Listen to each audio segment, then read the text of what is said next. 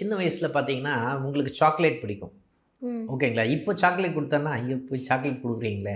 இப்போ உங்களுக்கு பிடிச்சது வந்து எனக்கு பியூட்டி டிப்ஸ் ஏதாவது சொன்னேன்னா உங்களுக்கு பிடிக்கும்.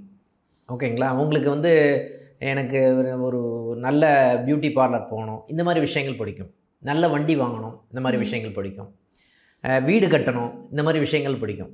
வயதுக்கு ஏற்ற மாதிரி அவருடைய எண்ணங்கள் வளர்கிறது அப்படின்ற ஒரு விஷயம் ரொம்ப முக்கியமான விஷயம். ஓகே.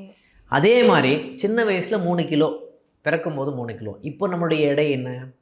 50 kilo, 60 kilo, 70 kilo. இந்த மாதிரி நிகழ்வுகள் இருக்கு இல்லையா? அப்போ எண்ணங்களும் வளர்கிறது, சிந்தனைகளும் வளர்கிறது. அதுக்கு தகுந்த மாதிரி உடல் எடையும் வளர்கிறது. ஆமா.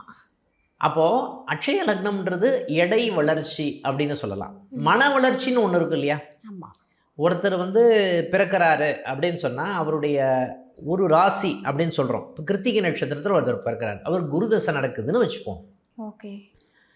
கிருத்திகை நட்சத்திரத்தை பிறந்தவர் வந்து பார்த்தீங்கன்னா கிருத்திகை, அதுக்கப்புறம் சந்திர திசைன்னு சொல்லுவோம், ரோகிணி நட்சத்திரம், திருவாதிரை, ராகுனுடைய மிருகசீரிஷம், அதுக்கப்புறம் திருவாதிரை, அப்புறம் புனர்பூச நட்சத்திரத்துலேருந்து தசை நடத்தும்.